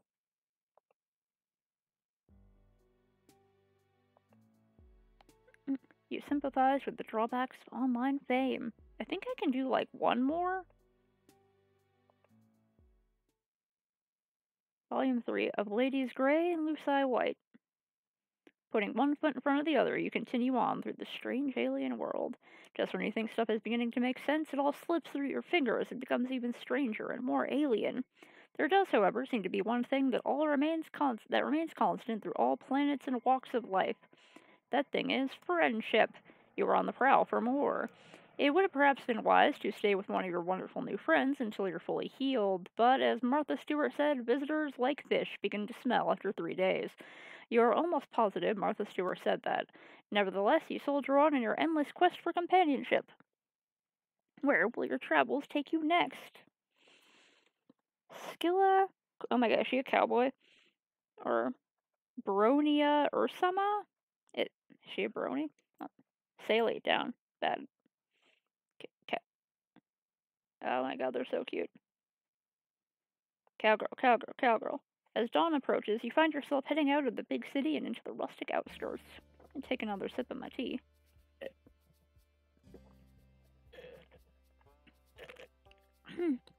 Man, the sun sure is bright on this planet. It's rising over the crest of the distant hills.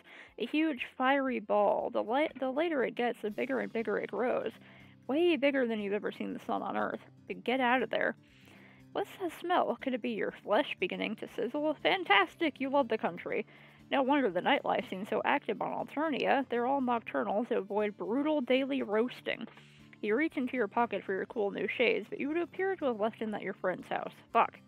You gotta get yourself together. The recent physical trauma and extensive blood loss has you a little fuzzy. You weren't built for this wilderness survival shit. You're starting to wish you'd just stolen a fucking Lamborghini or something instead of a spaceship. This seriously isn't looking good. The city is too far away now for you to turn back, so you have no choice but to keep walking. Maybe you can find a cave or a hole in the ground? Maybe you can just cover yourself with grass? You wish that someone had mentioned the Death Sun in between offering you alien meat products and calling you their muse. Off to the left in the distance, you catch sight of what might be the shimmer of sunlight on glass. A window? A solar panel? You could seriously clean up with renewable energy on this planet. Should you change your trajectory and go toward the shimmer? It might just be a mirage. What happens if I say forget it? Honestly, you could probably see this one coming. I burned to death. Oh no. Okay, let me do that again.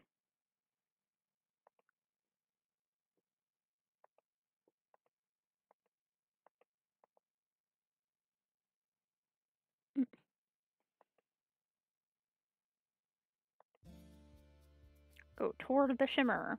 You turn your aching, stinging meat sack toward the distant promising sparkle of safety and succor.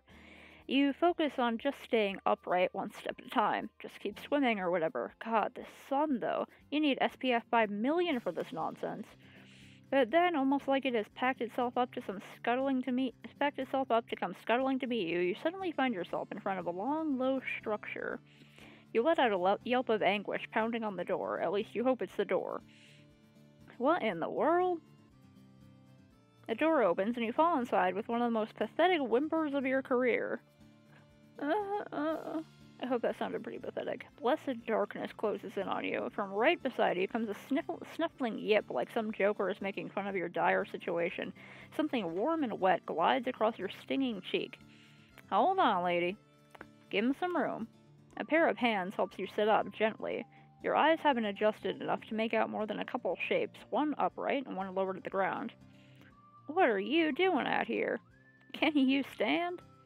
Strong arms pull you to your feet. You wonder if everyone on this planet is strong or if you're just extremely flimsy. They guide you to a chair at the end of a long table. Stutteringly, you begin to explain yourself that you're an injured, exhausted traveler who is ravenous for pals. Well, bless your heart. But hold on a tick. Dinner's about to burn. Now that your rescuer mentions it, you do smell something. It smells amazing. Funny, you should just blunder in here like that. I was just saying, wasn't I, lady? It's been so long since we had any sort of guests who weren't Imperial drones or were out to rob us. You rub at your watering, slowly clearing eyes, and when you look back up, your rescuer finally comes into focus. She's tall, taller than anyone else you've met here, you think. Also, maybe a little older? Not that you're an expert in troll physiology, she just has an air of knowledgeable competence. She's wearing a fringed jacket and holding up a plate. There you go. Your oculars feeling any better? By the by, my name's Skilla. Pleasure to meet you. And this here's Lady. She looks down, and at first you think she means the table, but then you look under the table at the giant monster dog looking up at you. You jolt so hard you almost fly backward out of your goddamn chair. Whoa there. No need for theatrics. It looks a little like one of those lassie dogs with the pointed noses, except enormous and pure white. Its barks practically shake the whole house. Hey there, lady. No need to be rude. They've clearly had one hell of a time, and they don't look dangerous. Just really peculiar. Besides, if they try anything, you and me can take 'em. Skilla puts her hands on her hips, staring at you down with thunderous yellow eyes. Right? No funny business, you hear? You swallow and nod, trying to look unthreatening and obliging, ready for anything. For instance, friendship, you're so ready for that. Skilla sets down a plate she's holding. Here, have a grub cake. There's plenty. That sounds gross as hell, but what's sitting on the plate looks and smells exactly like a normal pancake, golden brown and crispy at the edges. There's boiled tree blood, too, if you like. Tree blood. Also churned dairy product. She puts down a carafe of syrup and a dish of butter. Man, everything here has really weird names. Skilla pours out a cup of some very familiar-smelling liquid. Brown bean juice, you guess. Skilla raises an eyebrow. No, that's just coffee. She sits down next to you. You're lucky you were only out in the light at dawn. Nobody wants to be out in direct Alternian sunlight besides Jade Bloods. And no offense, but you certainly ain't any Jade Blood that I've ever seen. At first I thought you were some sort of mutated Lucis, 'cause you don't have horns and you were grunting and yipping up a storm back there. But you're an alien, right? Don't worry, I won't call the drones. I'd best get used to being around aliens anyway, seeing as how I'm gonna be seeing a whole mess of y'all come next sweep. She laughs nervously. You aren't sure what she's talking about. Do you even need to specify that anymore? It's just natural law at this point. Gravity, the conservation of energy, and you don't know what the fuck is going on. Lady, would you mind drawing a bath for our guest? No offense, but you smell like you could use one. You can't argue with that. You offer her a cautious smile. God, she seems so nice and caring, but you've been burned before, and cut, and literally kicked around by fate. It's a tough world out there, but you want to trust Skilla. Lady takes a bucket in her muzzle and runs out into the yard, getting up on her hind legs and batting at the door latch to open it. It's adorable. The sun is high enough now that the whole landscape outside is washed in white. Oh god, the dog! Oh, it's sweet of you to worry. Luci are fine going outside for a little while in the daylight. Their coats reflect light or something to that effect. I don't really know how it works. I ain't exactly known for my scientific acumen. You tell her that she seems pretty smart from where you're standing. As cynical as you're becoming, you just can't help but trying to be her friend. She's so nice and, well, really pretty. Not that that's a requirement for friendship, but your retinas would have to be way more scalded than they are not to notice that. That's nice of you to say, but it wouldn't even really matter if I was a bona fide genius. Someone of my caste would never hope to rise up in the ranks. Best I can hope for is hauling crates on some cargo vessel. Ranks? Cargo vessel? You swallow your bite of grub cake, ready to ask her if she's thinking about joining the military, but just then a swell of noise erupts from outside the house. Shouts, crashes, and Lady's frantic barks. Skilla gasps and launches herself out of her chair, knocking over the carafe of syrup. It oozes across the tabletop in a sticky wave. Oh no, not now. What the hell is going on? Bandits! Goddamn Lucis thieves! You don't get the chance to ask for anything else before Skilla careens toward the door, throwing up an arm as blazing white light pours in. Oh god, she's going to go outside and burn up. She isn't thinking straight. You've got to do something. Help! What the hell, you've already experienced the Alternian sun. It sucked a whole lot. Maybe now will suck less because of how bad it sucked then. Just a sliding scale of suckage. I think we're just pretty much gonna die. Skilla plunges out into the daylight in the direction of the commotion, and like a big dumb asshole, you barrel out into the blazing hellscape after her. Surprise! It still sucks. You've had sunburns before, but this is ridiculous. This is a fucking monster of a gas giant, pointing and laughing at the tiny speck of humanity you represent, trembling before the void. As a pure assault on all your senses, the light is almost as bad as the heat, and you put up your arms to block the glare, following the dust Skilla kicks up behind her. You doubt your eyes will actually ever adjust to this fuckery, but you can see a little better than before. There are about a dozen of them, all of them trolls, all wearing dark, padded outfits that cover their faces. They look halfway between hazmat suits and SWAT uniforms. All of them have big, fake-looking guns that probably aren't fake. In fact, one of them shoots a laser at your face. You duck, and it leaves a big blazing heat trail across your cheek. As all of you is currently burning, it doesn't really break your stride. Skilla throws herself into the fray, letting out a war cry accompanied by the sound of a fist hitting flesh. It's 12 against 2, which, if you remember your fractions right, is not unlike 6 against 1. But these guys had probably not been expecting a frontal assault. Oh, wait, fuck.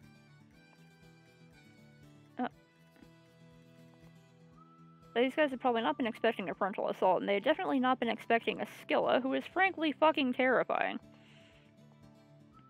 I skipped it again by accident. She shoves 3 trolls down like dominoes, grabbing up a discarded gun and shooting all 3 while they're on the ground. You've never been in a fight before, a fucking all-out brawl. It's scary, but now that you're in the thick of it, also kinda awesome. Sure, your skin is burning and you could be killed at any moment, but that's just how it goes on this planet. You gotta get into the swing of things, take no prisoners, kill or be killed, hell yeah! You pop one of the bandit trolls in the face. Fuck, that probably hurt your fist more than it hurt the troll, but it does throw them off their balance for long enough to Skilla to smash the butt of her gun into the side of their head. Yeehaw! Hell yeah! She gives you a wild grin. The two of you are beaming at each other while a hostile alien sun tries to boil away the liquid from your eyeballs, and a bunch of bandits try to dognap a giant monster. You love this girl? In a friendship way. But still, you love her, you make an awesome team. Another troll comes up behind Skilla, and she smashes an elbow into their throat, grabbing them by the front of their uniform and suplexing them onto the dusty ground. She wails on them with her bare hands. God. She's really hot. Get lady! Oh, right. You stumble over to where the Lucis is thrashing inside a big black net. You don't have any way to cut her free, but she's already doing great on her own, biting through the fibers with her big sharp teeth. You hold the net still for her to finish the job, then pull it off her so she can join the fray. It's over fast after that. How did they even get Lady into the net in the first place? She's so giant and quick, grabbing trolls in their jaws and shaking them like chew toys. The remaining 5 who are still standing jump into their weird little dune buggies and make tracks. Emphasis on the bug. They look like scuttling little beetles. Skilla chases after them for a few hundred yards, throwing the gun after them and shouting obscenities. And stay away, you hear? Tell the rest of them why you don't ever fuck with the Rusty's ranch. She stands silhouetted against the blazing sun, the dust trails vanishing into the distance. You are awash in heady victory, giggling like a lunatic before the adrenaline kind of drains out of you all at once. You're violently reminded of your fucked up ribs and recent blood loss. The Alternian sun beats down, and your arms are already covered in braised patches of red skin. This is a sunburn turned up to 11. Whoa there, are you okay? Scylla is swaying too. A spray of olive green blood covers her cheek. At least the rainbow blood on this planet means you can be sure it isn't hers, but she still looks rough, kind of how you feel. Lady, come here, girl. Wow, you're just gonna sit down, maybe take a little break? The pale landscape swoops, going even paler. No, you can't rest here. You'll die, dumbass. I'm not letting anything happen to my new best friend. Get up. New best friend? Holy shit, that makes you so happy? You absolutely can't die here, not when you've just made such an amazing friend. Somehow the two of you manage to drag each other across the yard and toward the house. Hive, you're gonna get this lingo down if it kills you. Whenever you feel yourself about to fall forward, you lean on Scylla, then you start to fall back. Lady is there to brace herself against the back of your knees. She's such a good Lucis. You wonder if she'll be your friend, too. Her muzzle is dripping with a soup of multicolored alien blood. When you get back into the darkness of the hive, you can't see shit. Dang, your species really ain't suited for this kind of environment, huh? You can't even see in the dark. In demonstration, you walk right into the table. You've about had it with tables. You are sworn enemies at this point. Please don't knock down my nutrition platform. I built it myself. She sounds exhausted but giddy. Dang, you really did that thing, didn't you? You kind of want to go in for the hug, but that sunburn is really something.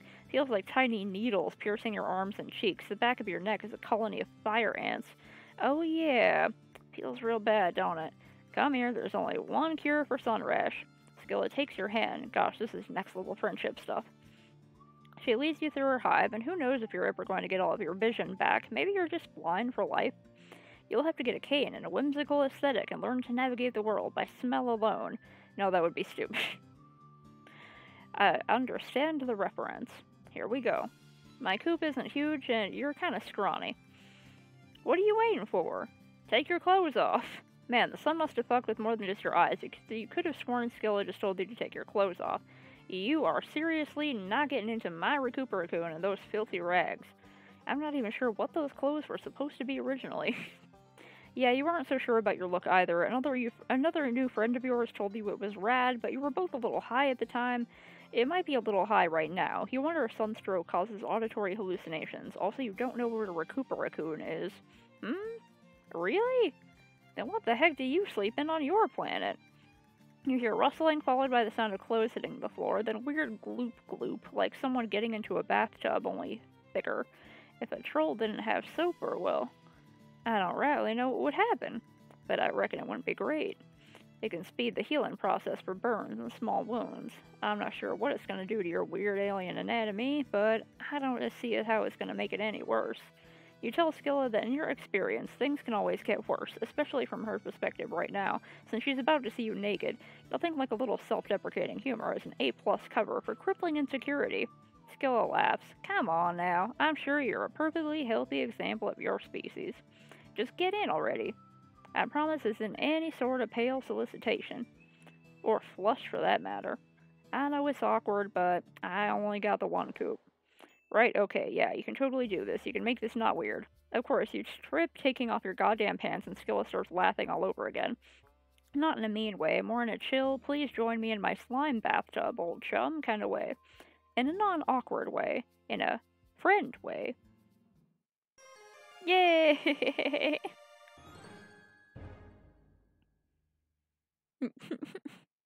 Man, I wish I had a Recuperacoon. Just a gross slime bath I could sludge into every night. You fought off a pack of Lucis Wranglers. That's pretty great.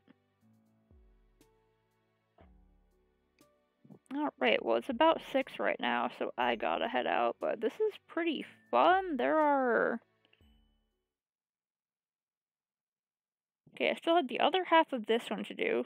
She seems to be... Is that a Jade? She's either... Pretty sure she's a Jade. Seems like we're going through at least one of each blood color.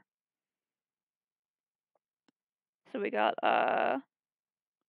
Cerulean, Rust... Wait, we got Cerulean, Rust Red, was she a teal?